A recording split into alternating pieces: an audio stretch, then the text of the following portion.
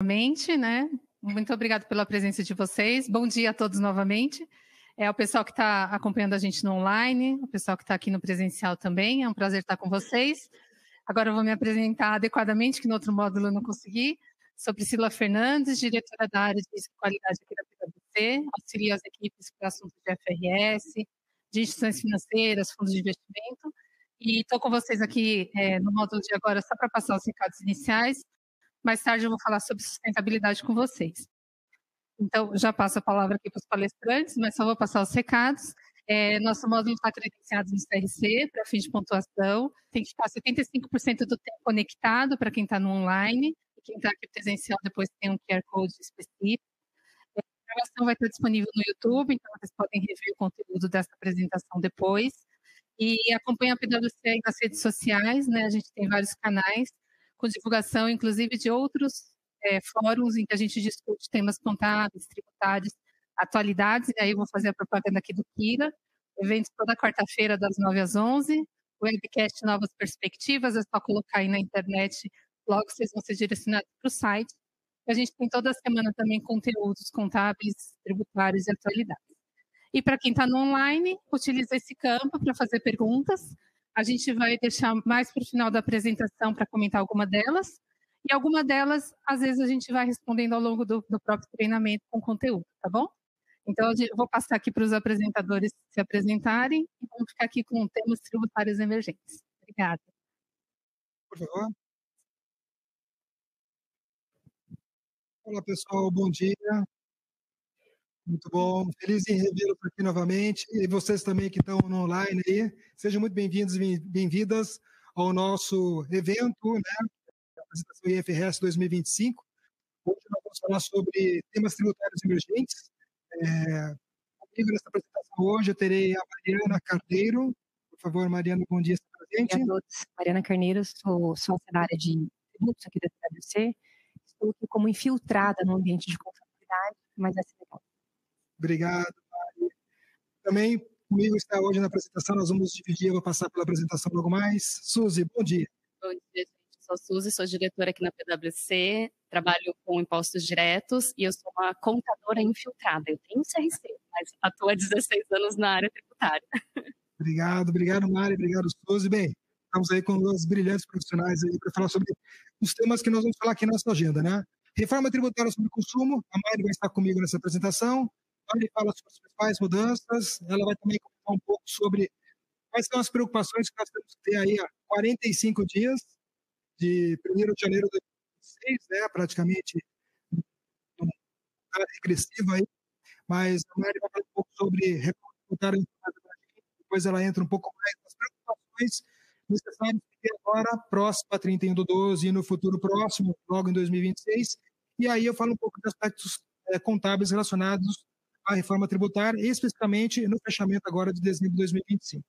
Depois, Suzy começa a falar conosco sobre aspectos tributários e eu entro também após cada um dos assuntos aqui falando sobre as implicações contábeis. O primeiro tema aqui são as teses de PIS e COFINS, lembrando que nós temos as discussões relacionadas ao imposto, e a Maria fala bastante sobre isso, né? Nós temos a extinção do ICMS, extinção do PIS e COFINS, nós temos a gradual transição do ICMS, né, o PIS e COFINS 2027, e a gradual transição do ICMS a partir de 2028. Isso já tem sido objeto de atenção de muitas bancas de advogados ali, principalmente para a avaliação de assuntos, aquela última olhada importante sobre esses tributos, porque eles vão desaparecer no futuro próximo, então é importante. E a Suzy vai comentar um pouco sobre assuntos relacionados e atenção para ter sobre esses assuntos. CID também é um tema que não implica para todas as empresas, mas é um tema que tem sido muito discutido e tem uma série de detalhes para serem observados aqui, inclusive de uma decisão recente de agosto de 2025. Sucessões para investimento, esse tema sempre aparece na nossa agenda, né? Mas é importante depois dar destaque por uma questão de uma instrução que a Receita Federal emitiu para os seus fiscais ali, que a Suzy vai dar detalhes. E, por último, vamos falar de Pilar 2. Você deve estar perguntando para você, pô, isso aqui é um evento de FRS, né? Por que estão falando de temas contábeis, né? Super a ver. Nós temos aqui as questões relacionadas às questões tributárias E nós temos, quando falamos de imposto de renda, nós temos o IS 12, certezas tributárias, estamos olhando o IFLIC 23, quando estamos falando de impostos de outras naturezas, estamos falando de IS 37, e se porventura nós temos ainda alguma questão relacionada a um ajuste que tem que ser observado, aí nós temos que avaliar se ele está na competência ou fora de competência, a gente manda o IS. Então, daí sim a importância de a gente passar por todas as normas contábeis. Suzy, Mari, desculpa. Vamos lá. Bem, bom dia a todos. Você sabe que quando o Costal falou, Mari, vamos falar de reforma tributária no treinamento? Eu falei, vamos. Quantos dias de treinamento? Ele falou, não, você tem 20 minutos. Eu falei, tá bom. Então a gente vê aqui, a gente está mudando a aplicação do década de 80, né? Até um pouco de diferença anterior. Vou ser bem objetiva, vou tentar ser bem didática e tangencial, realmente impacta na habilidade para passar a bola no final, para de fazer uma amarração, como a gente vê os impactos para a DF do que vem por aí. Lembrando, um voo bem alto, o que a gente tem? Então, o PIS, COFINS, ICMS e ISS, essas siglas desaparecem do ordenamento. No lugar delas vão vir duas novas siglas. Eu não vou falar muito de IR, vai ter o imposto seletivo que vem no lugar do IPI, mas vai ser o CDS e o IDS. CBE, contribuição, PIS, COFINS, contribuições, então CDS para PIS, COFINS, enquanto o IBS é o imposto que vai traduzir o ICMS ou ICMS, e ISS. Tem um monte de coisa aqui, mas não precisem, eu vou falar olhar para elas e eu vou falar um pouco de cada uma delas. Marina, o que a reforma tributária traz de novo? Não como atividade plena. Primeira grande novidade. A gente sai de um ambiente em que a tributação no Brasil ela tem um método de direito a crédito seletivo. Eu seleciono o que eu posso tomar crédito. A contabilidade fica maluca. O que dá crédito, o que não dá. Mas 10 anos depois pode dar crédito porque o Supremo mudou de opinião, o STJ mudou de opinião. Então, para onde a gente vai? Para que ambiente a gente vai? A gente mirou para formas de tributação europeias, e tinha, então, para quem é de empresa multinacional, se bater o telefone lá na headquarter na Europa, e eles vão falar, vamos virar vida, tá fácil agora. Então, agora vocês vão entrar para o SAP global, vai contabilidade fácil, né? Mais ou menos isso, demora uns 7 anos, mas a gente chega lá. Mas primeiro passo, não contabilidade plena. Tem incidência, tem crédito. Mariane, se for despesa, tem crédito. E se for item necessário para o processo produtivo de consumo, tem crédito. E se for a festa do evento dos vendedores do departamento focado na convenção, tem crédito. Tem incidência? Tem crédito. E esse elemento ele é muito importante, porque ele traz uma percepção, traz duas consequências para a contabilidade. Uma que na verdade, manter a visão de que o custo ele vai estar líquido de impostos, lembrando que quando eu sou uma empresa prestadora de serviços, eu tenho insumos que são serviços, o ISS, que hoje recheia nosso custo, não dá direito a crédito, ele desaparece. Ele começa a ter mais saudável tributariamente, ele vai ter mais tributo lá dentro. E quando eu olho para as minhas despesas, eu repleto de tributos porque não dão direito a crédito, porque não é um imposto recuperável, não é uma contribuição, elas não vão acontecer. Então, o primeiro grande, quando eu olho para a contabilidade plena, direito a crédito, para incidência, eu tenho crédito. Tudo que eu vendei, tudo que eu transacionar, eu vou pagar tributo. Na prática, o RIT, ele reflete o conceito que é só a no final, na ponta, sobre a venda final. Se tudo que você tem tributo, eu me recupero, que cada um está fazendo só tributando o valor adicionado a cada etapa, com a tributação full para nós consumidores finais. Tá, possibilidade de crédito sobre todos, serviços em geral, ampla incidência, que eu comentei. Mari, ampla incidência, mas ampla incidência são onerosas, transações onerosas. Transferência, por exemplo, é a loucura, né? É uma tributação justa sobre algo que não existe no faturamento. Não vai mais existir. Operações entre estabelecimentos pelo Brasil, essa rodar o produto entre os centros de distribuições, centrais de compra, filiais, para chegar lá no meu varejo, se eu sou um varejo com várias lojas, ao final eu não vou ter mais essas incidências tributárias no meio do caminho. Eu vou tributar na venda. Eu vou tributar receita. Tá, então, a gente vai para um ambiente em que, na verdade, transação onerosa, e tem algumas transações no mas a gente vai focar na transação onerosa. Então, o primeiro ponto que a gente vê, a não incidência daqueles tributos, que não, quando eu vou olhar para a DRE, eu tenho lá os tributos sobre vendas, mas eu tenho mais um monte de tributo, como o semestre de transferência, a gente tem uma leitura completamente diferente. Então, a SBS vai ser sobre as operações onerosas que realmente vende. Regimes diferenciados. Quando a gente foi desenhar o VAT no Brasil, um cuidado que foi tomado é itens que a gente considerou que para a sociedade é importante, educação, medicamento, instrumento pecuário, que faz produtos alimentares e por aí vai, foram considerados de forma diferente. Isso na parte de incidência. E na parte de regimes diferenciados, foi colocar de forma diferente um método de apuração tributária para setores que têm um formato diferente. Então, o caso, por exemplo, de setores de turismo, como o caso, por exemplo, do sistema financeiro. Tudo que eu vou falar aqui, o formato, o desenho como eu construo o meu raciocínio, ele é levemente diferente de um raciocínio se fosse uma apresentação só para mercado financeiro. O mercado financeiro ele é um VAT, mas é muito mais semelhante com uma apuração de imposto de renda do que realmente um VAT. Então, teríamos regimes diferenciados, mas eu diria que 90% dos setores comerciais, produtivos e serviços do Brasil vão estar no regime amplo. Fluxo de caixa da importação, incentivos fiscais. O que é importante saber? O VAT, primeiro, um ponto que eu queria trazer aqui, eu não trouxe a palavra alíquota, vou falar um outro ponto que é alíquota. Primeiro, é também diferença. O ICMS e o PIS/COFINS, eles são tributos capados. O Brasil ele tem um formato tributário onde o tributo está dentro do preço. Por isso que a gente começa em receita bruta, eu tiro meus tributos e vou para minha receita líquida. Formato futuro, receita líquida. Não existirá receita bruta no futuro. O que você quer dizer com isso, Mari? A base de cálculo do tributo na nota fiscal, em que eu vou definir no meu ambiente comercial, na minha área de a base de cálculo do tributo será líquida de impostos. Ou seja, eu vou fazer uma comparação com uma dos Estados Unidos. Você vai chegar lá nos Estados Unidos, você vai numa drogaria, no Walmart da vida, você pega um produto, um chocolate, $2, sei lá, e na hora que você vai no caixa, ele custa $2,50. Você paga o sales tax lá, né? Na gôndola, na hora de sair da caixa, né? E ele é isso. A ideia é que a gente vai para um ambiente de tributação neutra. A minha decisão de consumo não tem relação tributária. A minha decisão de consumo é um preço por um produto e uma marca que está definido na gôndola e eu comparo todos eles, porque o tributo é igual para todo mundo. Parece, fala assim, Mari, mas o que muda? Quando eu vou no supermercado, eu imagino que todos os chocolates têm a mesma tributação. Não, porque no Brasil a gente tem um monte de incentivo fiscal.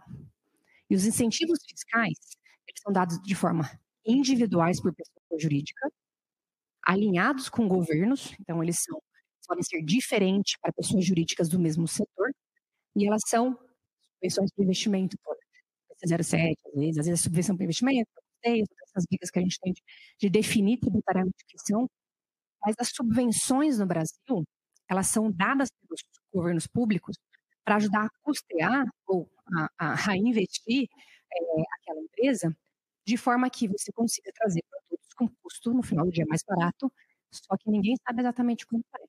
Então, quando a gente compra hoje um chocolate na gôndola, duas marcas diferentes, às vezes você toma uma decisão de pegar um que é R$2 mais barato, às vezes aquele R$2, o que tem por trás dele é um incentivo fiscal que permitiu ter uma redutora de ICMS de 18% a 75%. O cara não pagou 18% de ICMS.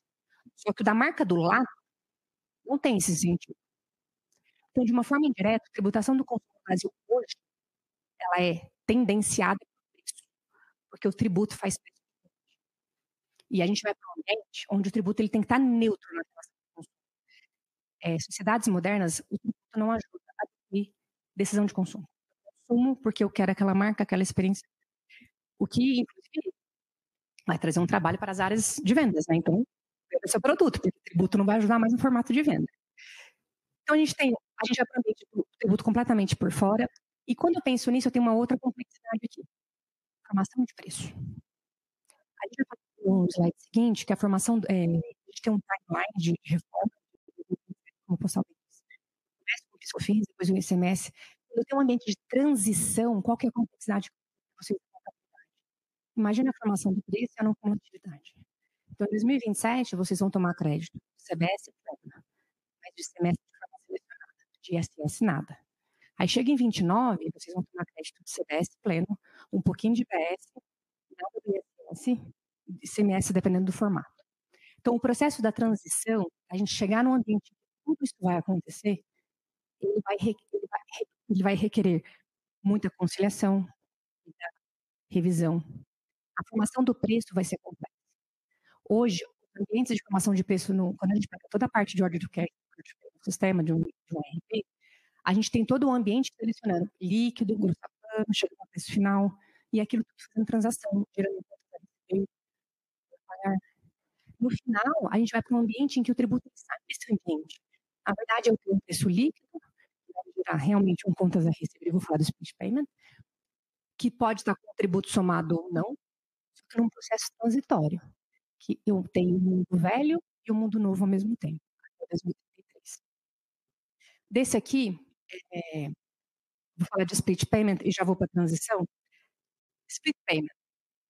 Bem, eu comentei, então o que o Brasil está mirando? Sociedade de tributação neutra, o tributo é por fora, para não fazer ambientes de decisórios por causa da tributação. E a carga tributária, o ideal é a gente não mexer na carga tributária dos produtos e os serviços vão pagar um pouco a conta. O que quer dizer isso? A carga tributária estimada, para onde a bússola está apontando, é de 28 pontos percentuais por fora. Hoje no Brasil, se a gente pega uma tributação regular de ICMS, PIS/COFINS, a gente está falando de 9,25 mais 18, o sapano dá 34, 38%, o ICMS pode ser 17, 21.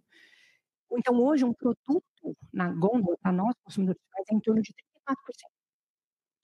Aí a gente vai a 28. Já conta, né, Mirena? 2 elementos fizeram para fechar essa conta. A gente não aumentar a carga tributária no Brasil. Serviço. Serviço, ele vai vir sim com uma carga pesada. O serviço hoje, jogando alto, é 9,25 de PIS/COFINS com 5% de ISS, 14,25. O sapano vai lá dar os seus 15, quase 16. E a gente vai para um ambiente que eu vou a 28. Serviço, ele vai ficar mais caro para nós consumidores. Não, mas por que a gente tomou a decisão de pôr no serviço? Porque serviço é objeto de luxo. Mercadoria é objeto de necessidade. É pôr na casa, é a comida, é ir e vir.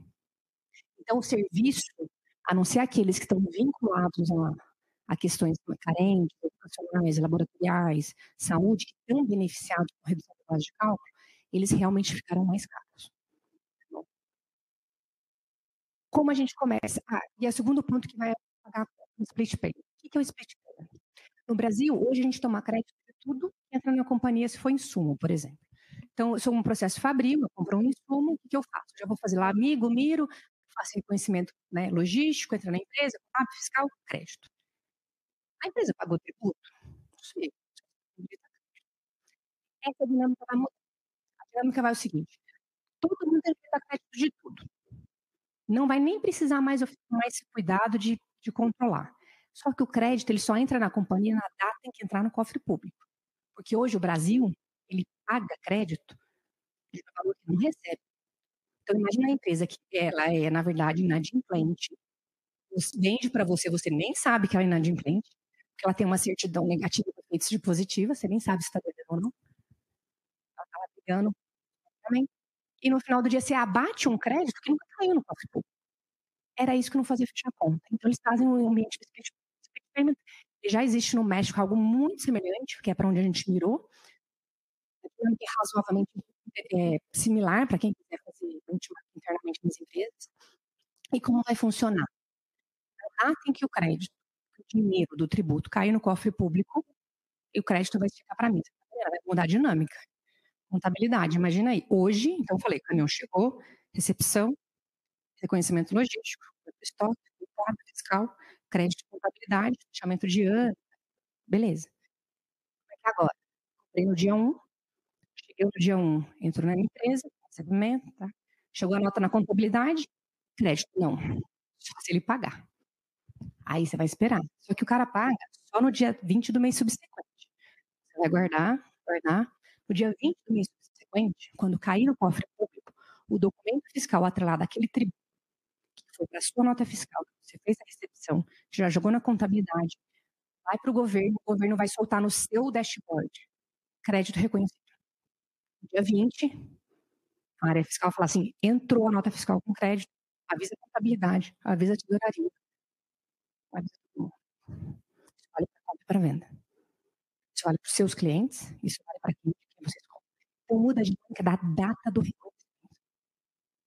Mas eu vou fazer um exemplo diferente, que é onde que existe o split. O que eu falei aqui é o tradicional. O split é quando você, condição comercial de vantajosa, de compra, você para pagar em 5 dias.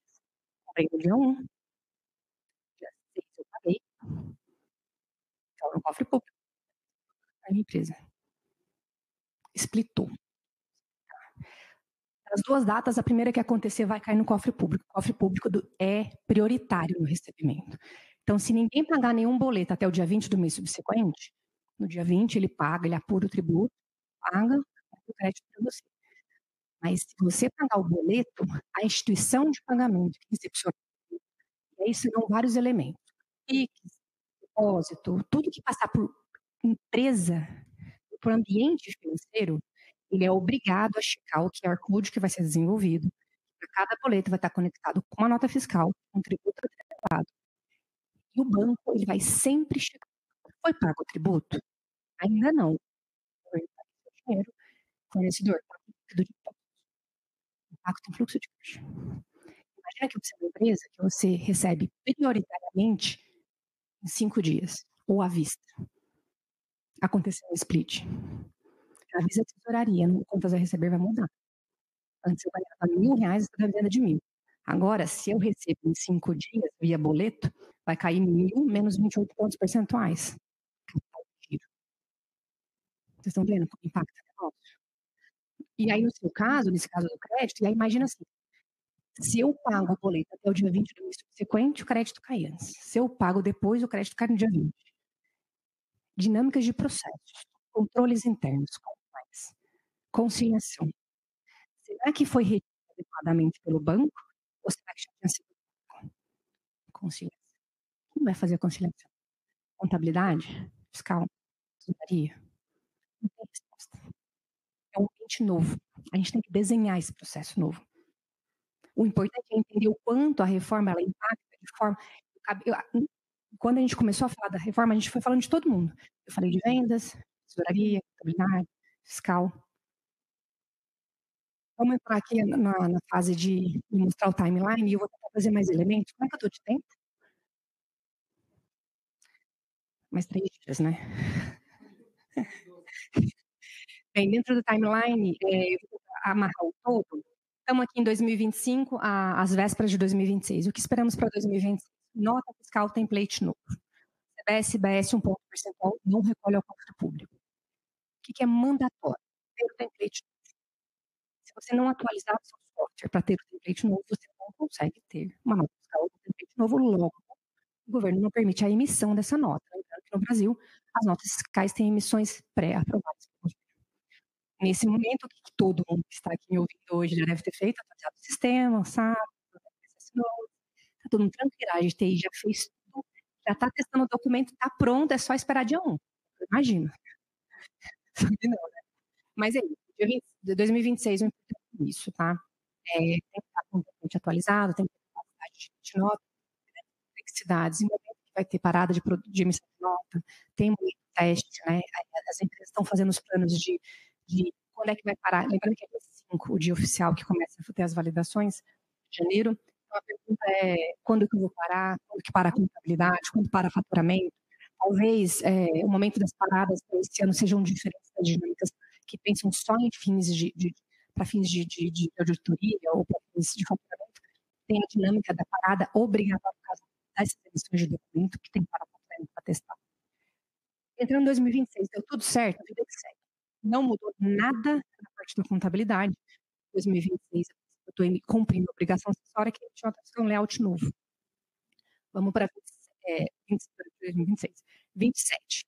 PIS/COFINS desaparece. CBS está dentro. Então, tudo que eu acabei de comentar é completamente amplo. Meu crédito só entra na data em que cai no cofre público. Preciso verificar a data, eu preciso ficar verificando o telão, o painel que vai estar disponível para cada empresa, para ver a data em que chegou, para conseguir fazer o reconhecimento do crédito, né, dar a tratativa de crédito definitivo, para fins fiscais também. A apuração do tributo, ela vai ser feita de forma undiária pelo governo. Nesse momento, o SPED de contribuições desaparece, menos uma obrigação acessória para o mês. A partir daqui. Quem vai apurar o CBS é o governo. O que a gente vai fazer? Conciliar, né, auditar, a gente vai meio que criar um processo de conciliar, auditar o que o governo está fazendo, mas não vai mais existir a obrigação. 2027, que notícia boa. A gente sai de uma carga tributária de 9,25 de PIS/COFINS grossepada, desse pouquinho lá, e a gente vai para um de provavelmente 8,8. Diminuição de tributo. Se eu não repasso no preço, aumenta a margem. Se eu repasso no preço, diminui o faturamento. Capital de giro, fluxo de caixa. Estratégico. Qual que é a definição de vocês? Qual que é a previsão? Qual que é a previsão de fluxo de caixa? Mas eu, na verdade, eu era 3,65, era um presumido. Aumento de carga, vai para 8,8. Se o seu preço não aumentar, prejuízo. Impacto EBITDA. Então, a visão de 2027, ela já é grande. Você tem empresas com setores de monofasia, que é carga tributária de 13, 15 grossapado, você vai a 8,8. Isso é lucro? Ou isso é desconto? É ganho de mercado? Estratégia comercial tem que estar bombando o ano que vem para definir como eles vão operar os preços. Um simples repasse da carga tributária pode indicar queda de faturamento ou aumento de faturamento, a depender de onde vocês estão. E aí um outro ponto, né? Contabilidade ficando doida aqui, ICMS, vida que segue. Crédito de alguns itens, crédito de outros, ISS um que é crédito e o CBS em paralelo. Lembrando que é tudo base de cálculo líquida para CBS, só que ICMS é base de cálculo cheia. Eu tiro o PIS/COFINS, mas eu entro o CBS em seu lugar. E aí segue. Davi, 2027, 2028 é isso. Estabilidade, conforto nisso, os processos estão sendo alterados, conciliações estão sendo criadas. Isso é interessante porque dá tempo da empresa se organizar. Chega 2021. ICMS e ISS começam a cair uma gradação de 10 pontos percentuais por ano durante 4 anos. 10, 20, 40% de queda. Automaticamente, 10% cai, 10 entra de IBS nesse lugar. Aumenta 10, 20, 30, 40% de IBS por esses anos. Até que eu acordo em 2033, tadã, estamos na Europa. Aí a gente vai cobrar todo o líquido de impostos, a gente vai tomar crédito de tudo, os controles já foram feitos por 7 anos, aí é isso. A área fiscal vai estar lá, só cumprindo a obrigação acessória, só que não, né, mas é que a gente espera, é para lá que a gente está mirando, na verdade. Pontos importantes de 2029 a final de 2032, que é virada de 33. ICMS cai. Empresas com benefícios fiscais é uma consequência. O benefício fiscal cai. O investimento cai. O EBITDA cai. A lucratividade cai. A não ser que eu esteja ao mesmo tempo trazendo outro repasse. Lembrando que as redutoras de custos que os benefícios fiscais trazem, ou os incrementos de receitas de governo que vem, elas vão caindo. Se eu não colocar outra coisa nesse lugar, o impacto tem resultado. Então a gente tem que ter essa previsibilidade. O quanto que a reforma vai impor o sofrimento dos resultados financeiros da companhia. Esse ponto é importante. O outro ponto importante para esse mesmo período, saldos credores de ICMS. O meu plano de monetização, ele é um quando o ICMS é 18, mas ele é outro quando o ICMS que consome 90% de 18, 80% de 18, 60% de 18, e eu começo a consumir menos. Aí eu chego em 2033 com um saldo credor de ICMS que vai ser dividido em 240 parcelas. Porque o governador é um crediário, né? É igual a população brasileira, então vai dividir em 240 parcelas. Então a gente vai ter o ICMS com o retorno para cada parcela utilizada com o abatimento de IPS atualizado pelo IPCA, pode ser um índice bom, mas pode ser ruim, a depender do econômico, que ele vai se demorar até 240 meses. Então, nós tenho 300 milhões de reais no educador de ICMS. 240. Dividindo 240 meses, 1 milhão. Mari, eu vou ter 2 milhões de IBS para bater por mês. O que eu faço? 240.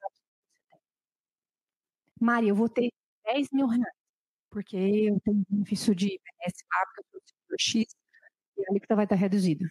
Você vai usar o 10 mil, a diferença, você vai falar, o governo me devolve. E aí, para cada parcela remanescente, ele vai trazer o pagamento do IPCA a partir daquela data que remanesce. Isso é na última parcela em 240 meses depois. Tá bom? Bem, 2033 a gente acorda num ambiente completamente novo. Eu gostaria de fechar com esses insights que eu gosto muito. Eu tentei, de uma forma muito sucinta, numa apertada síntese aqui, falar para vocês um pouco de como a reforma, de tributária é um pouco. Tributária é alíquota, é a base de cálculo, isso é de menos.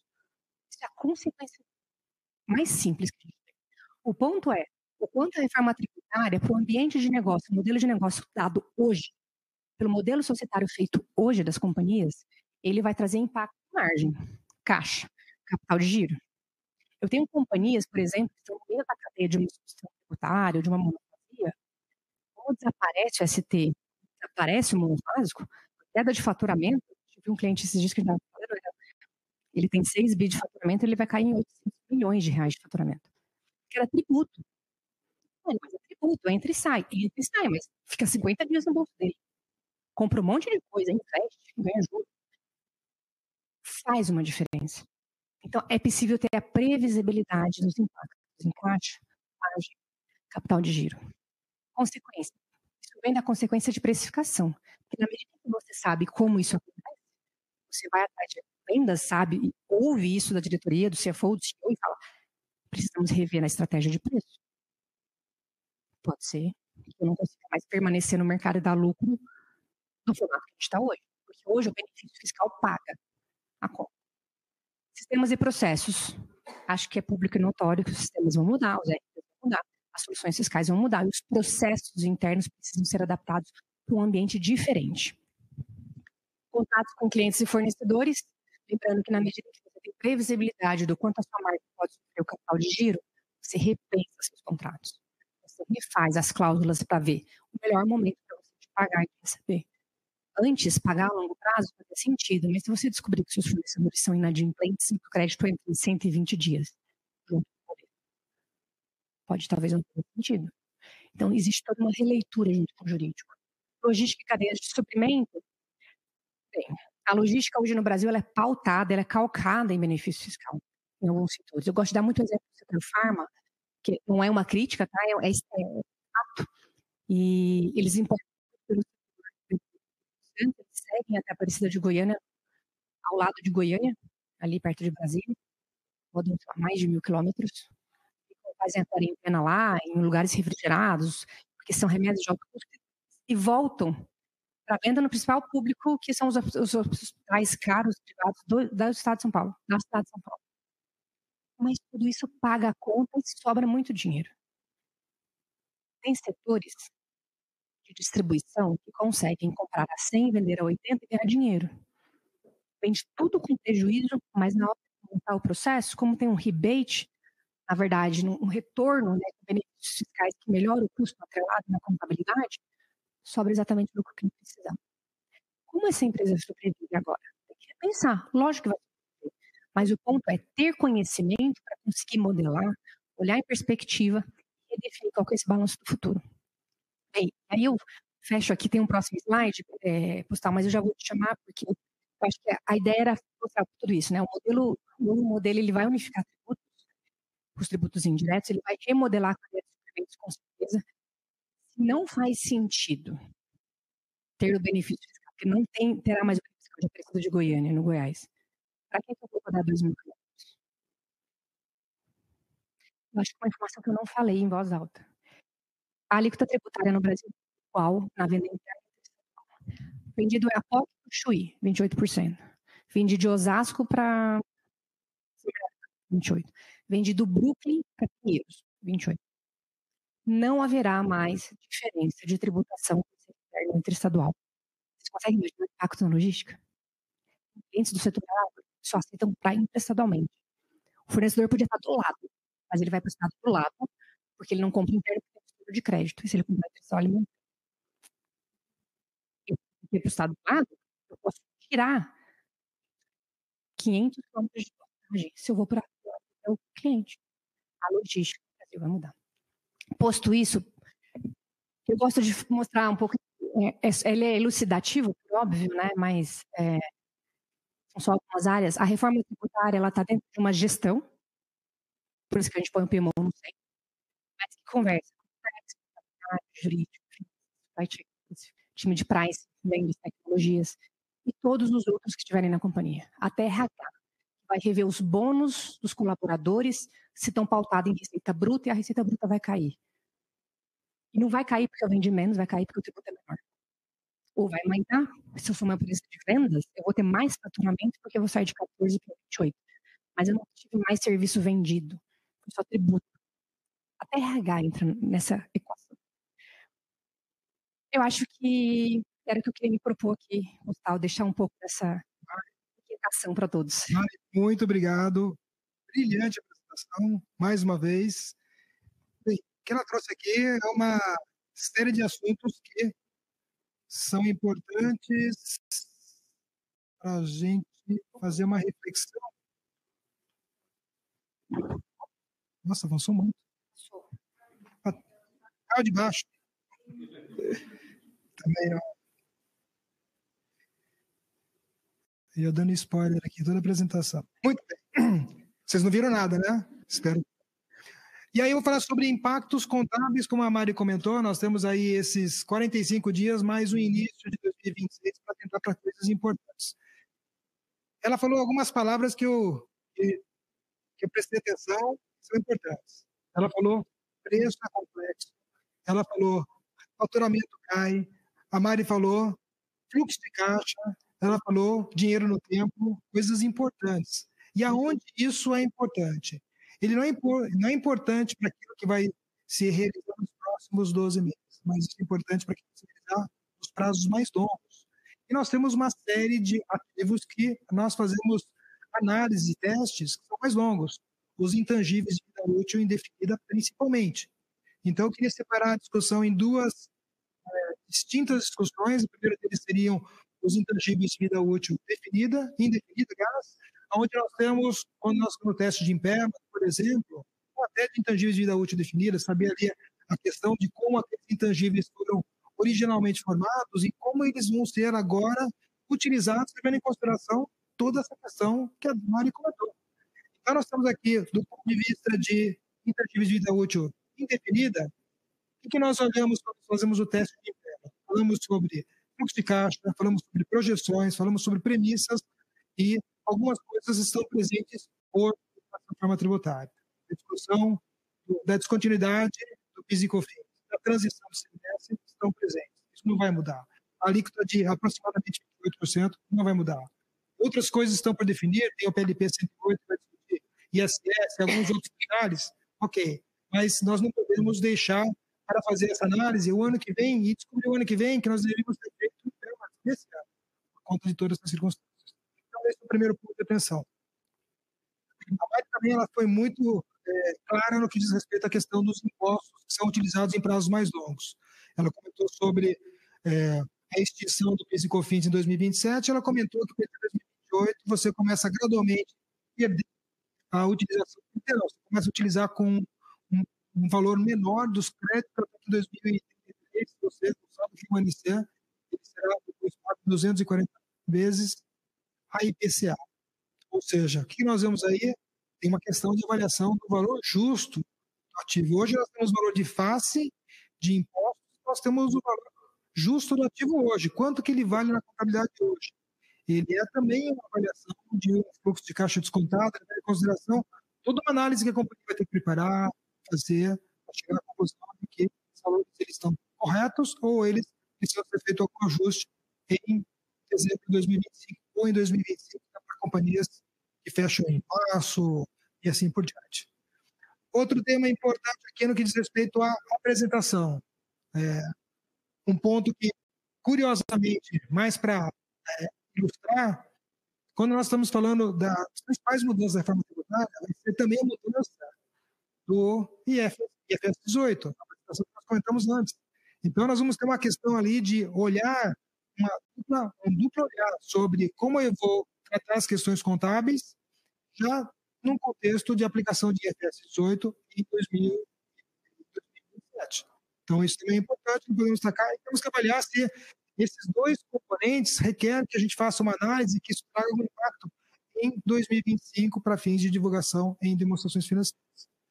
Bem, se nós chegamos à conclusão que algumas dessas análises anteriores traz ali alguma incerteza, um julgamento, uma estimativa importante no contexto da demonstração financeira, precisamos também avaliar quanto à inclusão disso como incertezas importantes nas políticas que falam sobre incertezas significativas na elaboração da demonstração financeira.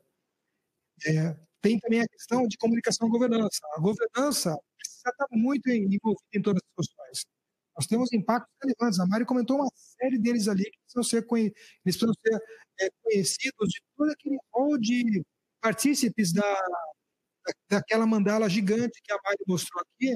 Todos ali são influenciados e a governança precisa estar muito envolvida nessas discussões. Olhando aqui a questão de continuidade operacional, a Mari falou sobre fluxo de caixa. Hoje, por conta do split payment, por conta de você ter dinheiro, tinha dinheiro, ou tem ainda hoje, mas vai deixar de ter dinheiro no seu fluxo de caixa, que de fato representa o pagamento dos impostos, isso tudo vai mudar. A questão da mudança do preço, a Mari comentou aqui, nós vamos ter aqui uma avaliação da microeconomia na prática, ou seja, empresas que têm hoje importantes valores relacionados a incentivos governamentais. Quando tirar esses incentivos, como vai ficar o preço? Esse preço vai ser possível negociar com os clientes? Será aceito? Tem situações onde, para esse aqui, eu vou rifar, né? Eu vou, de fato, entrar com prejuízo e esses aqui eu vou ter que trabalhar com lucro, porque é uma estratégia, vai ter diversas estratégias. Tudo isso tem que ser observado, são temas importantes que precisam ser avaliados, porque isso vai, de fato, impactar, inclusive, a questão de continuidade operacional. E em 2027, embora não seja uma preocupação de hoje, mas também a questão a norma hoje, o CPC 26, o IAS 1, já fala sobre que a companhia precisa fazer uma divulgação clara sobre o pressuposto da continuidade, dizendo como que ela avalia a continuidade dos seus negócios. Isso precisa ser importante, essa divulgação é importante agora no encerramento desse ano. Ok, pessoal? Perguntas? Alguma questão? Bem, vamos seguir então agora com a Suzy. Nós vamos falar sobre os aspectos tributários importantes. Aqui que nós temos de assuntos relevantes, são aqueles que vieram ao nosso conhecimento, como nós somos parte integrante da área técnica, alguns assuntos ali aparecem com alguma frequência, e nós temos também temas que o próprio STF chegou esse ano aqui, e nós queremos compartilhar com vocês assuntos. Suzy, bom dia, obrigado, está contigo. Obrigada, Postal. Só para você não cair mesmo aqui. Esse aqui é o que muda, esse aqui se volta. Isso. Bom, pessoal, eu acho que como foi muito bem explanado aqui pela Mari e pelo Postal, esse momento de mudança em relação à reforma tributária, ele tem trazido para a mesa algumas discussões com relação a alguns assuntos para oportunidades tributárias que a gente deixava um pouquinho de lado lá atrás, que a gente falou assim, não, mas isso talvez seja um pouquinho mais, um risco um pouquinho maior, acho que eu vou assumir esse risco para algumas teses com relação a créditos de ICMS. Mas o que acontece? Eu acho que como a gente viu agora, existem determinados setores, principalmente na questão de serviços, em que já se tem identificado um aumento de potencial carga tributária em razão da alteração da reforma tributária. Então, o que a gente tem visto hoje em dia e o que a gente está vendo agora no ano de 2025, quando a gente está indo aí visitar os nossos clientes para fins de encerramento do ano? Muitos créditos de PIS e COFINS sendo avaliados, revistos para os últimos 5 anos, em relação principalmente a créditos de ainda não testado com relação ao insumo. Então, o que seria insumo para a minha, que é a discussão que a gente tem tido, o que seria insumo para a minha atividade à luz da discussão de essencialidade e relevância em função da decisão do STJ. Então, aqui, para que a gente possa ter um pool maior para começar os créditos para fins de CBS, porque já foi dado que todo crédito de PIS e COFINS ele vai poder ser compensado com a CBS, né, que seria a contribuição federal. Então, nós temos visto esse movimento muito grande com relação à apropriação de créditos extemporâneos dessa natureza, tá, para fins de PIS e COFINS. Com relação ao ICMS, nós temos aí a transição prevista a partir de 2029, né? Nós temos aí também toda a questão da operacionalização do crédito, né, do saldo credor posterior.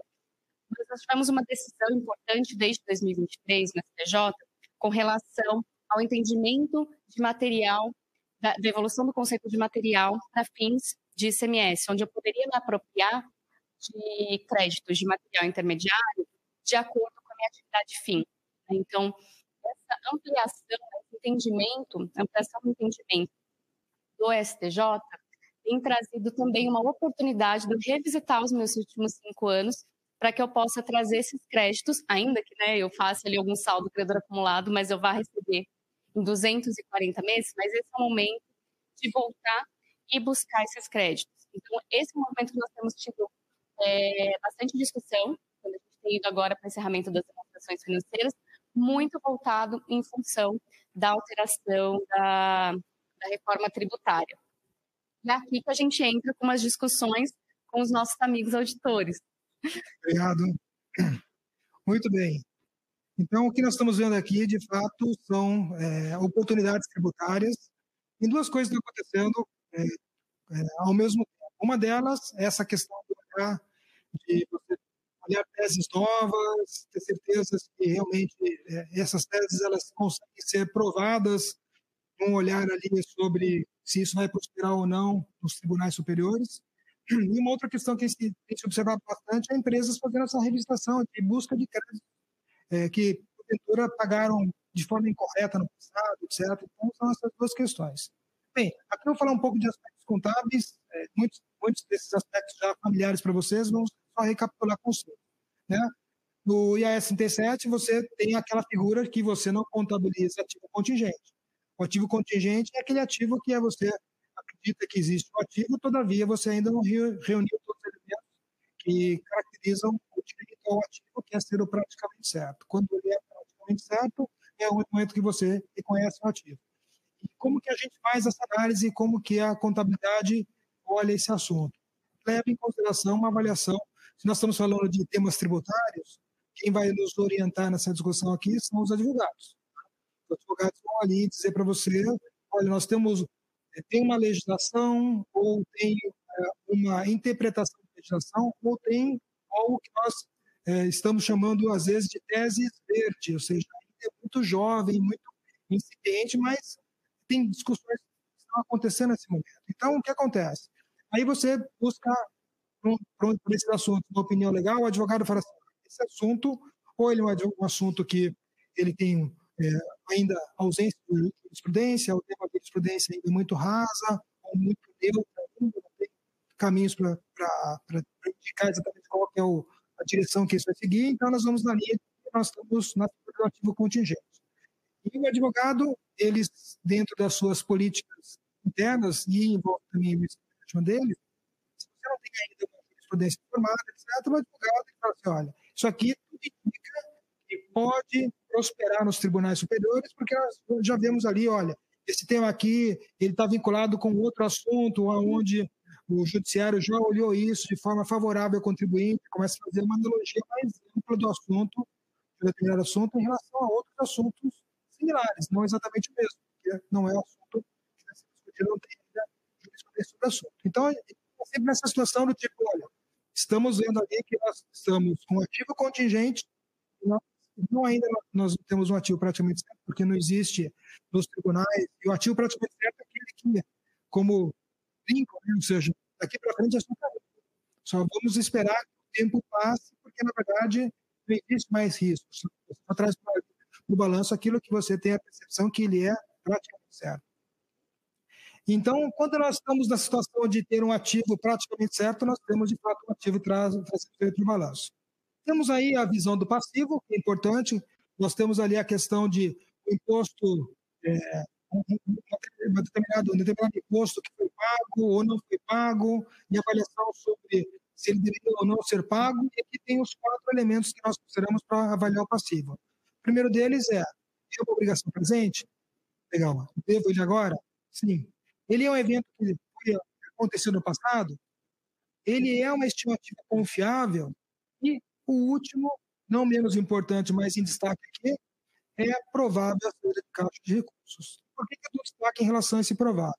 Porque existem algumas situações onde a legislação ela não é clara, ou ela é uma legislação conflituosa com outras legislações, existem discussões jurídicas sobre temas dessa natureza, onde os advogados acreditam que nós não estamos com uma provável saída de caixa. Reúne os 3 primeiros elementos, tem uma obrigação presente, do passado, é possível se estimar, mas os advogados acreditam que não existe ali elementos. O fato de você ter alguma legislação conflitando com outras legislações ou com outras leis ordinárias, pode ser que não seja provável a saída de caixa. E aí eu pulo para o último quadrante aqui, que é, eu tenho, de fato, um ativo contingente, porque se nós temos uma situação de ter um ativo que ele não se provou ainda como ativo, e, portanto, ele é um ativo contingente, e se eu compenso ele com passivo? Eu olho no balanço patrimonial, tem ativo? Não, não tem. Mas, e o passivo, aquela obrigação? Aquela obrigação foi compensada com esse ativo. Deixa eu entender. Então, nós temos aquele ativo que ele era um ativo contingente, ele não está no balanço, mas ele foi utilizado como moeda de pagamento de uma obrigação. Aí nós fazemos uma avaliação sobre o aspecto de probabilidade de contingência e S37. É provável, ou possível, ou remota saída de caixa.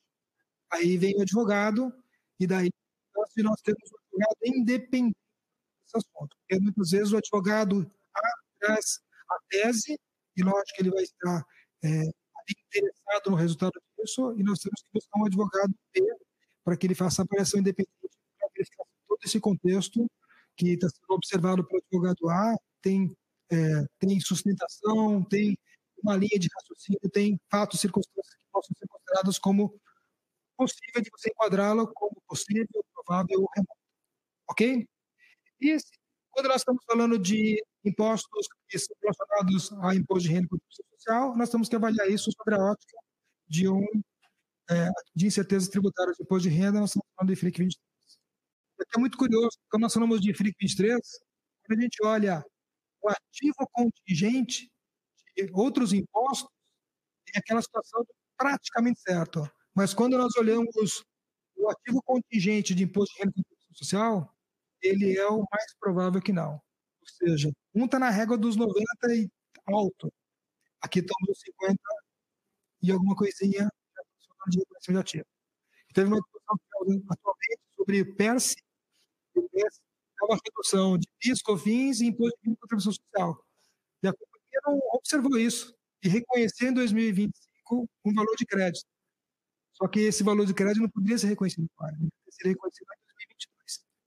Só que em 2022, o PIS e COFINS é ativo contingente. O imposto de renda e contribuição social é tributário, que é provável que a autoridade aceite e, portanto, o ativo precisa ser contabilizado. Ele sofreu um restate. Então, vocês veem como a legislação aqui, o imposto e a norma contábil é relevante nessa análise. E aí eu entro um pouco em 2 temas que eu gostaria de dar atenção a vocês, que é a questão dessas teses jurídicas, né, que nós estamos falando, né? O IBRACON emitiu em 2024 e ela reformulou uma circular que falava sobre exclusão de da base do PIS, e essa reformulação, que é o R1, ela tratou do GROSAP, né, que era o residual do GROSAP de PIS. E ali a análise foi feita em cima de um IFRIC, de janeiro de 2019, onde estava se avaliando essa questão de um ativo contingente que era improvável que aquilo que ainda não tinha cumprido com os aspectos. Então, ele não era um ativo, mas era uma questão de passar do tempo, né? Que aquele assunto ele precisaria ganhar avaliação de prudências, formação futura sobre isso, e a companhia compensava isso com um passivo. E a pergunta é, qual que é o meu problema? O IFRIC de deseja deixar claro esse assunto, dizendo que, nas circunstâncias, se você acredita que esse ativo ele é uma questão de passar do tempo, que ele vai ter direito a esse ativo, a compensação com o passivo, não é provável que esse passivo seja uma obrigação, porque o ativo, de fato, liquidou o passivo. Então, é isso que fala o IBRACON na sua decisão, né? E aí o que nós temos que olhar é o seguinte, né? Nós temos que entender esse contexto, de fato, quando nós estamos falando de uma tese que não tem jurisprudência, entender exatamente quais são os elementos que o advogado traz na sua abordagem, na sua análise, quais são as convicções, como que ele entende, por que caminhos ele gostaria de percorrer, ou seja, o que seria a simulação dessa tese sendo discutida nos tribunais superiores. É essa análise que o advogado tem que fazer na sua carta, sobre o aspecto relacionado ao ativo, e daí que nós fazemos a avaliação, que precisamos da atenção do advogado, porque vocês precisam ter muito alinhados isso com os auditores, porque tem uma avaliação que a gente vê situações onde prosperam, situações onde não prosperam. Outras situações onde, assim, cara, isso aqui de fato é muito distante de, realmente, na verdade, não a gente não consegue observar os elementos que vocês estão considerando aí. Né? E uma vez que a companhia trata um procedimento como esse, nós temos que fazer ali um encaminhamento contínuo sobre essa tese jurídica, olhando ali como que isso acontece nos tribunais. E o último tópico que eu gostaria de chamar a atenção aqui é a questão de créditos temporâneos. Ele pode ser relacionado a ser um crédito temporâneo de ele se torna um ativo do exercício atual, competência, portanto, acontece agora, ou se não, faço o levantamento e vejo que é um crédito temporâneo que tivesse eu observado as legislações passadas, no momento correto, teria visto que isso é em 2022 ou 2023. Então, nós temos que fazer ele para 2025, alguma coisa que na linha do tempo ele é período passado, nós temos que olhar se nós não deveríamos considerar ele como um tema relacionado a competências passadas, e aí a gente entra no IAS 8 sobre relevância, se ele deveria ou não ser considerado como, se ele é material do ponto de vista de ajuste, ele tem que ser representado, se não for material, a norma diz que você trata ele como ajuste não corrente, como forma de você, uma vez que você cumpriu os aspectos de avaliação quanto ao ser ou não ser relevante de acordo com o IAS 8. Ok? Desculpa o longo aqui. Cid. Bom, pessoal, esse tema aqui ele é importante. Eu acho que até é um assunto que tem tomado relevância agora no encerramento, né, de 2025. E como o Postal mencionou no começo, a gente precisa avaliar se dentro da companhia a gente tem operações, né, que estariam sob a ótica dessa decisão com relação à CID. Então, o que é a CID? A CID ela foi introduzida com a Lei 10.168, né, lá nos anos 2000, que trouxe que a CID ela incidiria sobre a licença de uso ou aquisição de conhecimentos tecnológicos e transferência de tecnologia. Na linha do tempo, aqui nós tivemos algumas alterações, né, em introdução de novas legislações, de novas leis, que aumentaram a incidência da CID, né, então aqui, pela 10.332. Nós temos que a CID passa a abranger também serviços técnicos e de assistência administrativa e royalties. Em 2007, também com a edição da 11.452, a incidência sobre a licença de uso ou de direitos de comercialização de programa de computador quando envolverem transferência de tecnologia. E tivemos aqui em 2002, acabei não passando, mas tivemos aqui o decreto que conceituou qual seria o entendimento dos royalties.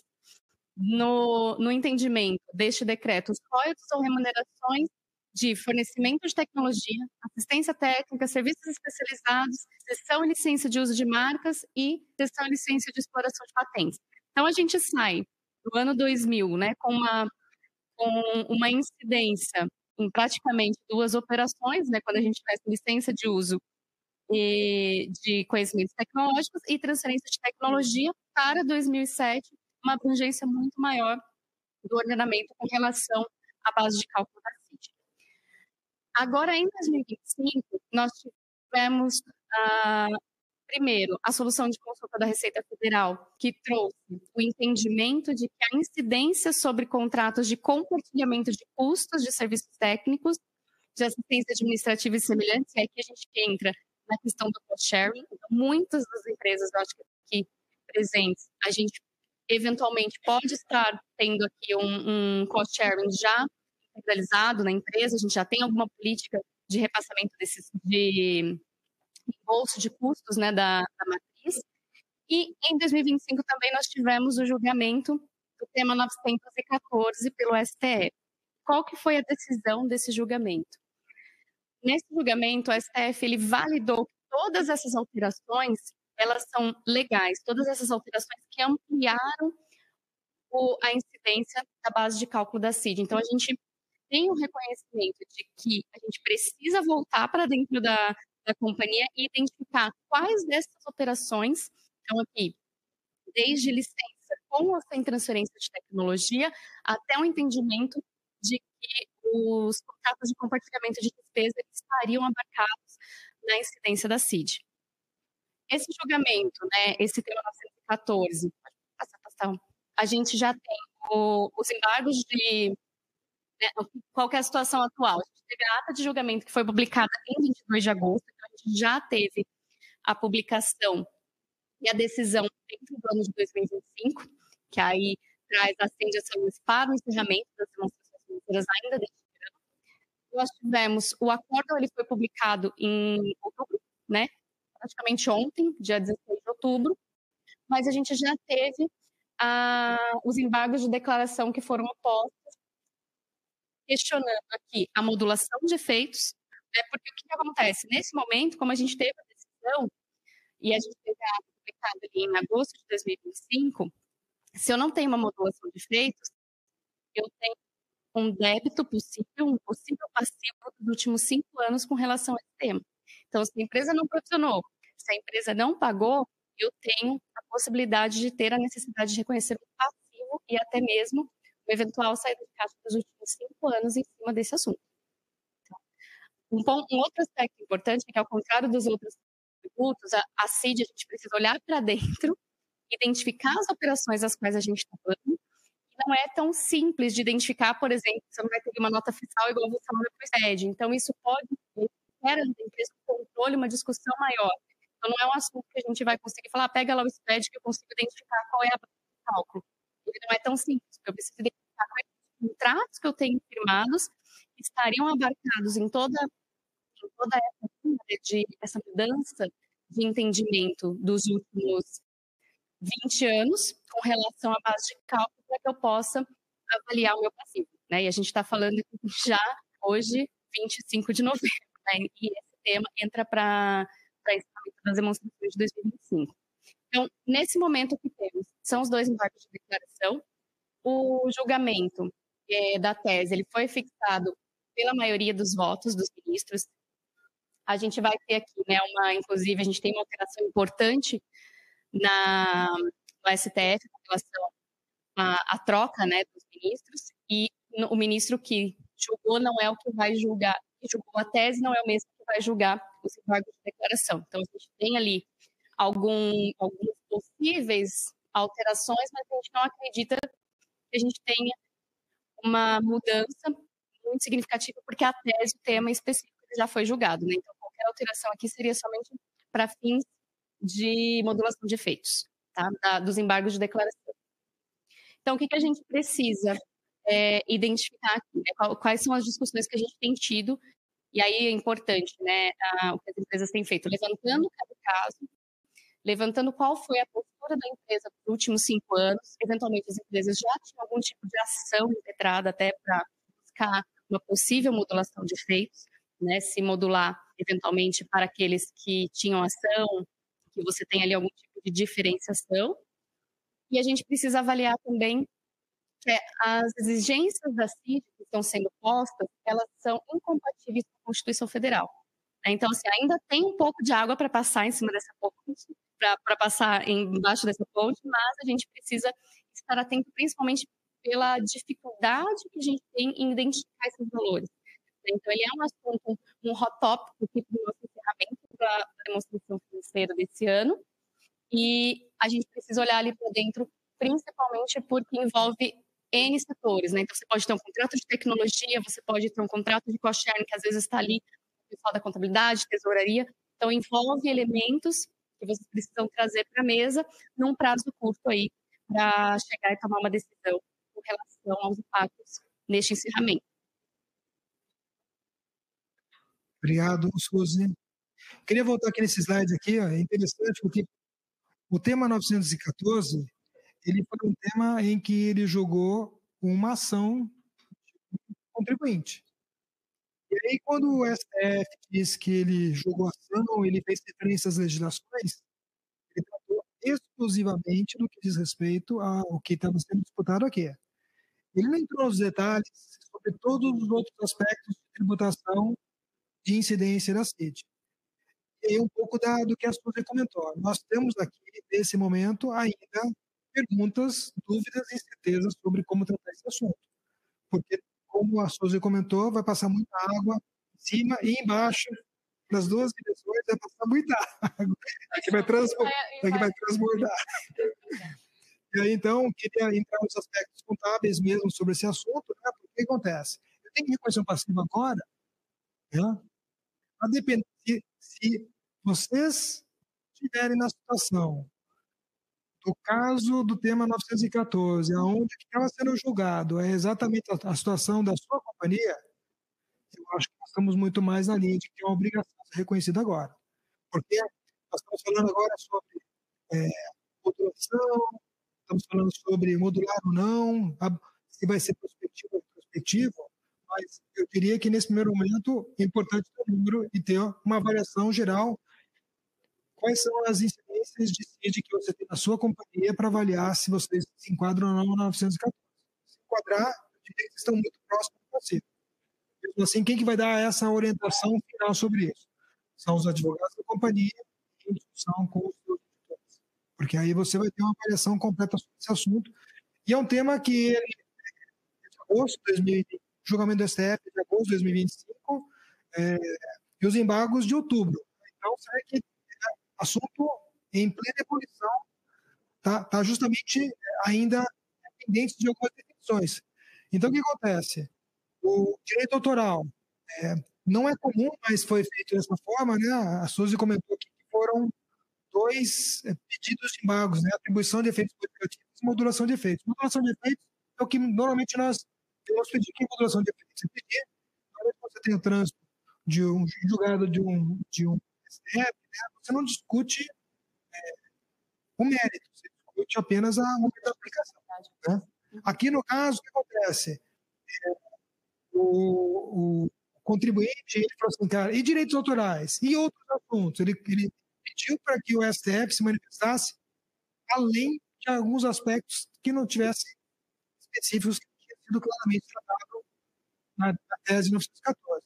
Então, estamos aqui no meio de uma situação incerta, onde nós temos que entender que os embargos de declaração ele tem caráter, normalmente, nós temos já, do ponto de vista de avaliação do STF, na sua grande maioria, né, os embargos de declaração, ele diz, olha, prevalece o julgamento original. Tem casos, por exemplo, aquele CMS básica, demorou 9 anos, 8 anos para simplesmente eles disserem vale o cesta básica 8 anos atrás, ou seja, a companhia prescreveu alguns impostos, né? Então, esse é uma das principais posturas do STF, mas também o STF já, em outras circunstâncias, ele colocou outras datas para fazer modulação de efeitos. Então, não dá mais para dizer com certeza se vai ser a data do julgamento, se vai ser a data do julgamento dos embargos de declaração, se é prospectivo, a partir do julgamento para frente ou retrospectivo, olha, é a data do julgamento por 2025, 5 anos atrás. Então, tudo isso ainda são cenários de incerteza. A questão do 6-5, ou seja, inclusive o ministro que se aposentou e voltou, ele está entre os 6, né? Sim, tá, ele votou favorável, validando as teses, né? Validando a alteração, a ampliação da base. O problema é que o ministro ele não vai entrar na discussão ainda. Mérito disso. Mas, certo, né? Estamos falando de Brasil. Né? Bem, eu acho que o aspecto também tem que ser observado, tem empresas que têm liminar, né, sobre esse assunto. E a liminar protege a companhia sobre o pagamento de multa de juros. Né? Desculpa, de multa, não de juros. Também tem essas questões para serem observadas. Trânsito julgado, a gente viu que não tem, esse assunto não, pelo menos pela nossa pesquisa, nós não temos nenhuma situação de trânsito julgado, e mesmo assim tem aquele evento lá. Segunda coisa julgada, né? Então a gente já tem tanta possibilidade de ação acessória, se a companhia já tem algum julgado, ou até mesmo os efeitos. A gente teve o julgamento em 2024 da questão da coisa julgada, né? Então você tenha um trânsito favorável, caso o entendimento tenha mudado posterior, você precisa assumir os efeitos desse novo julgamento. né, reconhecer os efeitos. Então, aqui a gente realmente tem aspectos de realmente incertezas, né, como o Postal falou, e não são números pequenos. Muitas vezes a gente está falando, né, 10%, né? São 10% sobre operações que a gente tem aí de transferência de tecnologia, às vezes, dependendo do negócio da empresa, né, são valores significativos. Que são pagamentos, né, efetuados, transferências. Então, a gente precisa realmente ter um olhar cuidadoso para a situação, para chamar o jurídico para tentar entender, o jurídico interno, qual é a situação que a companhia está em relação a esse tema. Ótimo, Souza, é isso mesmo. Buscar os escritórios independentes para fazer essas análises é importantíssimo, porque quais são as situações onde existe incidência da CID nas operações com partes para que a gente possa fazer a definição em que rol desse conjunto de incertezas que hoje tem sobre esse assunto. E importante, a hora que vocês tiverem os elementos eles organizados, é avaliar, inclusive, as questões relacionadas à divulgação do tema. Suzy, contigo, subvenções para investimento. Esse tema, eu só gosto de subvenção para investimento. Aliás, subvenção para investimento foi um tema muito falado, né, nos últimos anos, aí, desde 2024, a gente teve a revogação lá do artigo 30 da norma 73, mas o que a gente trouxe aqui? Na verdade, o tema aqui da subvenção para investimento são os impactos da tese, né, do reconhecimento com relação aos efeitos tributários na base do imposto de renda e da contribuição social referente à subvenção para investimento. Então, o que é a subvenção para investimento? Eu tenho aqui crédito otorgado menos o crédito estornado, seria o valor da minha subvenção para investimento. Quando eu vou para... Pode passar, acho que para o outro aqui, que eu acho que fica mais visual.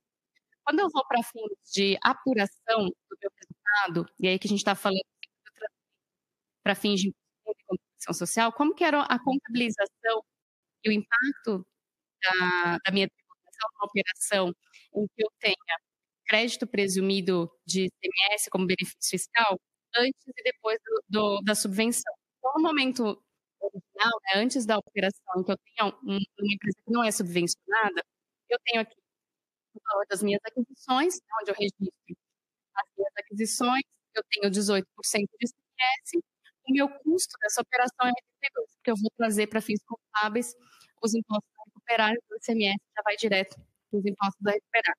Quando eu vou para as minhas vendas, eu tenho aqui um valor de vendas de 300, o meu ICMS da minha base de vendas, que seria 54, a receita líquida, 246.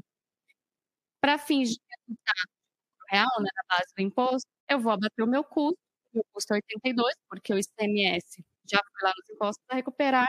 A minha base para fins de imposto de renda, considerando que não tem mais nada depois desse resultado contábil, seria 164. Eu estaria tributando 34% sobre 164.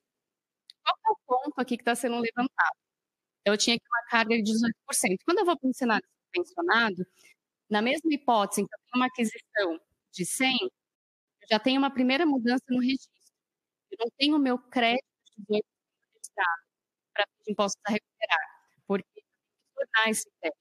Então, quando eu olho o meu custo, do meu estoque ele é 100. Quando eu vou para o meu valor de vendas, eu estou aqui no mesmo cenário, onde eu tenho o ICMS 54 na minha saída e um crédito presumido de 42, porque a ideia dessa questão é que eu tenho uma alíquota efetiva de 4%. Então, ao invés de eu recolher 54, eu vou fazer um de 12. Então, esse seria o meu benefício. Então, essa diferença eu consigo identificar os 12. Eu olho para uma receita de 288, qual é o meu custo? 100, porque eu não é mais 82. Quando eu vou para fins do meu lucro contábil 188. E eu tenho uma exclusão que seria o meu benefício da subvenção. Então, o que as empresas fazem? A maioria das empresas entram com o valor da exclusão lá na parte A do LALURE. Quanto eu vou excluir? Vou excluir o valor do meu crédito presumido. Se eu faço essa exclusão do meu crédito presumido, eu deixo de ter de base de cálculo 64. Eu passo a ter um efeito de um lucro real menor. Então, aqui eu teria o 148, né? 148, 146. 146 para fins de imposto de renda. Qual que é o ponto aqui do fiscal, né, da Receita Federal? Você não pode trazer para a base de cálculo do imposto de renda o efeito, a redução da minha tributação para fins de imposto de renda. Então, ele não tem que enxergar aqui 146.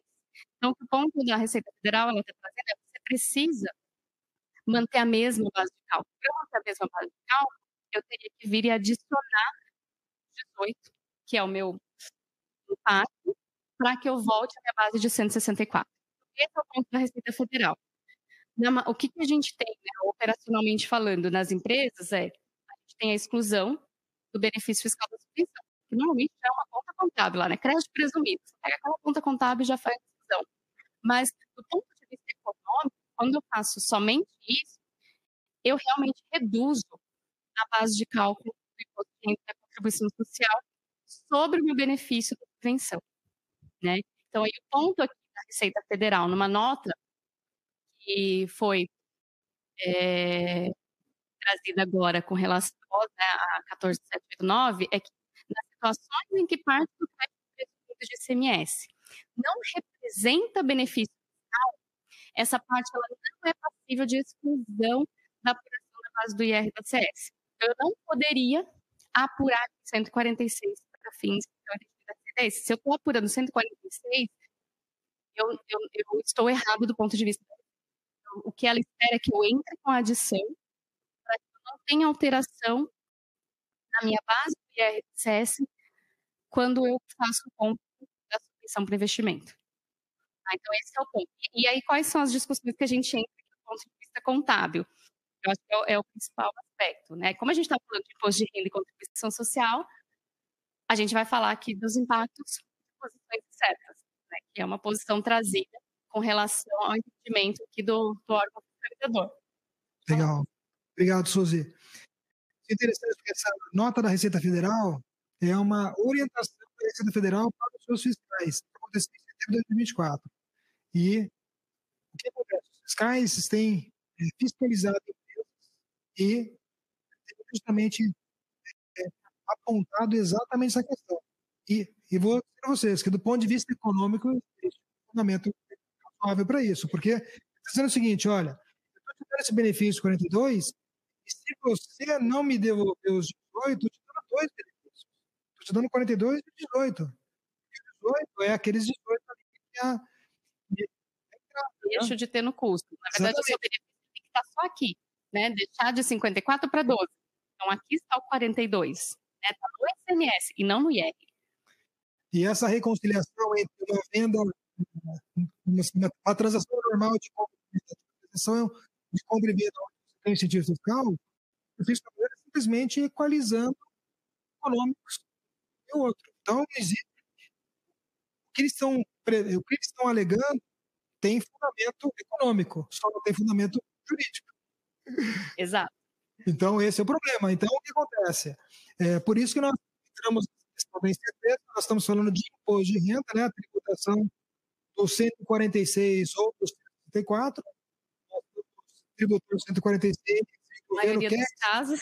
E, na maioria dos casos, o governo quer que tribute o 164 e aqui entra a incerteza tributária, da incerteza tributária de imposto de renda social.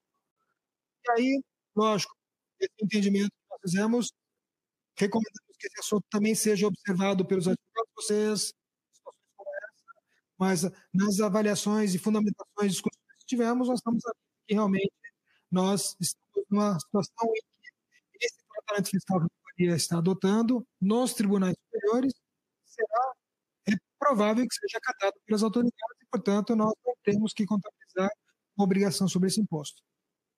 Então, nesse contexto, a recomendação aqui é, caso vocês tenham essa situação, já avaliem com seus... Se vocês têm incentivos fiscais, esse tipo de assunto está começando a aparecer com alguma frequência, porque os fiscais de imposto de renda estão olhando isso, faz parte do checklist deles agora. Nos últimos 5 anos, a gente. Então, o artigo 30 foi revogado.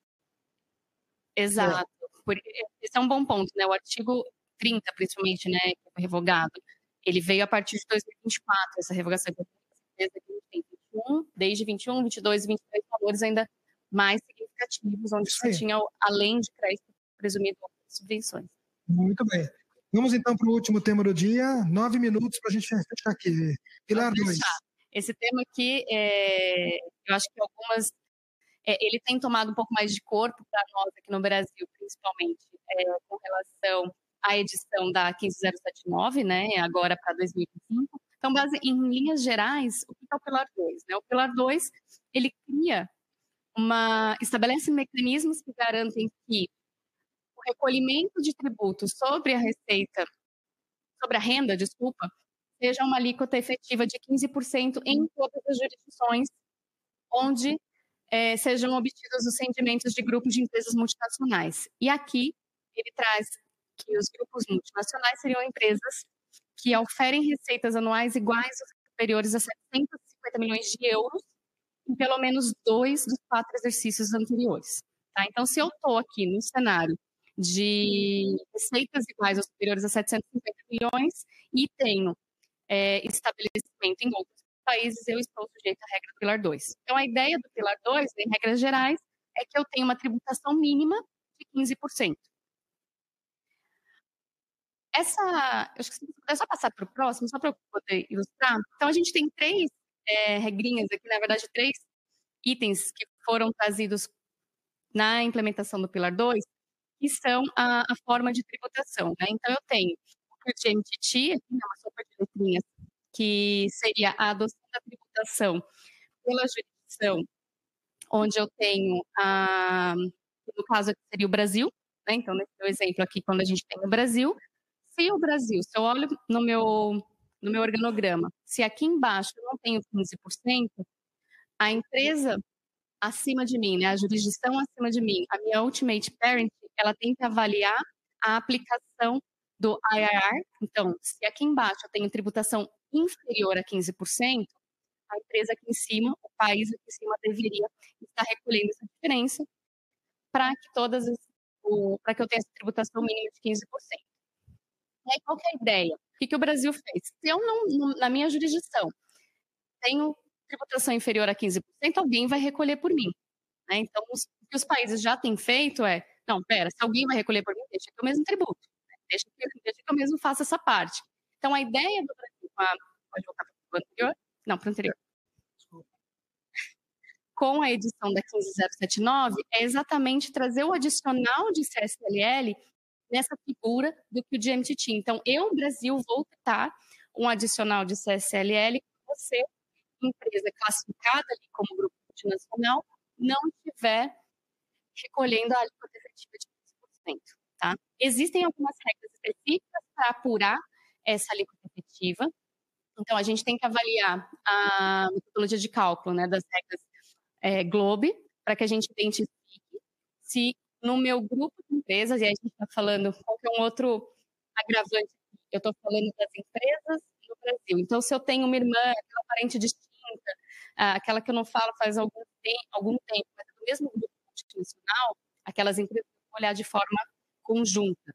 Tá? Então, muitas empresas, às vezes, elas estão aqui sujeitas ao Pilar 2, e aí você fala, não, mas eu vou olhar a minha alíquota efetiva aqui do meu CNPJ. Mas aí você vai olhar para o grupo multinacional, a gente tem outras empresas aqui no Brasil que podem ter até, né, estando dentro de outros setores que estão sujeitos ao mesmo controle lá fora. Então, a gente acaba tendo que olhar de forma consolidada. A partir de 2025, né, então, assim, a gente tem o Pilar 2 desde 2023, eu acho que a gente até colocou, vai disponibilizar para vocês, na PwC nós temos um site onde é possível identificar a implementação por país. Você consegue lá procurar para verificar em que momento cada jurisdição adotou ou não alguma das regras, né, vinculadas ao Pilar 2. Então, a gente tem disponibilizado para vocês, isso ajuda bastante. E o Brasil a gente tem devido a partir de janeiro de 2025. E qual que é o ponto? A gente tem a obrigação de fazer essa análise a partir de janeiro e o recolhimento de eventual diferença, ela só vai se dar em julho de 2026. Então, no decorrer de todo o ano, né, então a gente até novembro, a gente já tem 11 meses de regra vigente sobre a 15079, em que a gente deveria estar identificando se eu estou ou não obrigada a fazer algum tipo de recolhimento tradicional de CSLL no Brasil. Então, a gente entra aqui nas discussões, né, um ponto que eu acho que acabei não falando. Tem algumas regras, né, de dispensa dessa comprovação, então é possível você avaliar. Então, nesse momento de implementação, existem 3 regras na normativa que falam sobre a dispensa de comprovação, então, que é possível verificar. Então, algumas empresas falam, eu estou sujeita, mas quando eu faço o cálculo, eu estou ali dentro de um safe harbor, isso também é possível. Mas quando a gente fala de alíquota efetiva inferior, a gente entra na discussão. Qual o impacto contábil que eu tenho, ou já deveria ter, reconhecido na minha demonstração financeira em função desse adicional de CSLL? Muito bom. E aqui queria trazer, para finalizar nossa conversa, 2 aspectos. O primeiro deles, a Suzy já comentou, né, a questão a partir da vigência, né, como que ia ser feito o cálculo. Eu queria dar destaque aqui o seguinte, né, o IAS emitiu um aumento, né, do IAS 12, comentando que existe uma isenção temporária para que você calcule os efeitos tributários diferidos da questão do PILAR 2. Então, isso foi uma alteração feita em maio de 2023, ou seja, não calculam os efeitos tributários diferidos sobre isso nas demonstrações financeiras de final de 2025. Então, essa é a primeira mensagem importante. A outra mensagem importante tem a ver com uma observação que, às vezes, tem muitas empresas de surpresa. O que acontece? Nós estamos falando de 2 aspectos. Estamos falando de Pilar 2, Suzy comentou, né? 1º de janeiro de 2025, em princípio, esse cálculo deveria já estar sendo observado. Se a companhia, de fato, for ser enquadrada no Pilar 2, teria que fazer uma apuração dos impostos sobre isso. E assim como para preço de transferência, porque preço de transferência, embora você calcule apenas no final do ano, nós temos que avaliar se nós deveríamos ter impacto de preço de transferência nos trimestres. Por quê? Existe no IAS 34 um statement que diz o seguinte, olha, você tem que fazer uma avaliação da tua alíquota efetiva de imposto de renda e homogeneizar ela durante o trimestre. Você tem uma sazonalidade muito grande, onde você paga muito imposto, depois você tem os benefícios, e isso vai alterando a sua alíquota. O IAS 34 diz que você tem que fazer uma avaliação por trimestre para que você tenha uma avaliação de cálculo e ajuste e calibragem do imposto de renda. Então, as empresas não têm observado isso, e tem acontecido e aconteceu no passado com o preço de transferência, porque aí apareceram números importantes, só que em maio, junho, julho do ano seguinte, 2025, e aí a pergunta é, por que esse assunto não foi observado em 2024, 30 de setembro, 30 de junho e 31 de março de 2024? Então, atenção para esse assunto, que é um tema importante. E aí, pessoal? E só um aspecto de finalizar, Postal, do ponto de vista até mesmo de recolhimento. A gente tem visto que tem muitas empresas que estão se enquadrando dentro das regras de Pilar 2 por alguma operação que está um escritório perdido lá em Luxemburgo ou alguma coisa. Eu tinha uma previsão de usar, fazer, expandir mercado e tem esse escritório lá. Será que entra, não entra? Será que faz sentido? Então, no decorrer de 2020, a gente teve muita dessas discussões com os nossos clientes, exatamente para ver, será que faz sentido? Tem que ter todo um controle, né, principalmente de matrizes brasileiras, né, empresas nacionais.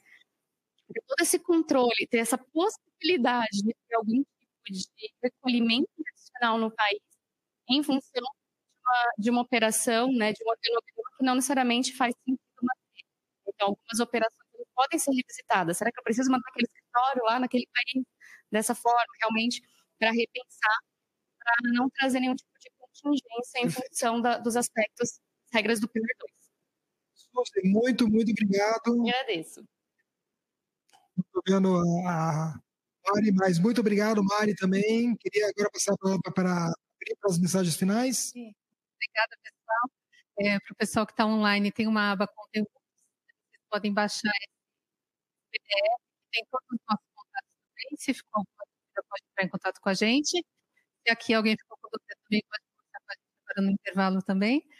E aguardo vocês no próximo módulo, que vai ser às 14 horas, tá bom? Obrigada. Obrigado, pessoal.